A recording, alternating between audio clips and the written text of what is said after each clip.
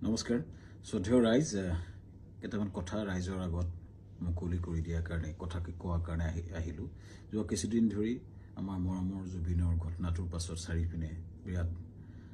ৰাইজ দুখত নিয়মান হৈছে আমাৰো কাৰণে আমাৰ বুকুৰ আপোন মোৰ অতি একেলগৰ ফিলচফাৰ ফ্ৰেণ্ড গাইড মানুহজনৰ ঢুকোৱাৰ পাছত আমি খুব নিয়মান অৱস্থাত আছোঁ আৰু কিছুমান কথা ক'বলৈ ওলাই আহিছোঁ কাৰণ ইমান বেছি ভুৱা কিছুমান কেম্পেইন হোৱাৰ কাৰণে আমি কথাখিনি ক'ব চেষ্টা কৰিছোঁ শ্ৰদ্ধেয় ৰাইজ মই গুৱাহাটীলৈ যোৱাৰ কথা আছিলে আজি কিন্তু ইমানেই বেছি মোলৈ মেছেজ আহিছে আহিলে মাৰিম কাটিম প্ৰায় কেইবা হাজাৰ মেছেজ আহিছে যে গুৱাহাটীলৈ গ'লে কাটিম বুলি সেই প্ৰেক্ষাপটত যাব পৰা নাই সেই সময়ত খুব মন আছিলে গৰিমাৰ ওচৰত থিয় দিয়া মোৰ পৰিয়ালৰ নিচিনা মোৰ ভগ্নী গৰিমা বা দলটোৰ লগত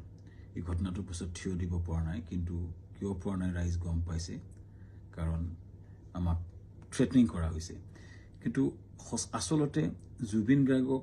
মৃত্যুত আমি দুখী নেকি এই কথাখিনি খুব কিছুদিন ধৰি ছ'চিয়েল মিডিয়াত কিছুমান ব্যক্তিয়ে TRPৰ আশাত মামাকে দুখী সজাই কেংগেৰু কোৰ্ট পাতি যে নিজৰ ডিগ্ৰী দিলে কিন্তু আচলতে কথাটো কি জুবিন গাৰ্গক আমি কিয় মাতি আনিছোঁ শ্ৰদ্ধাৰ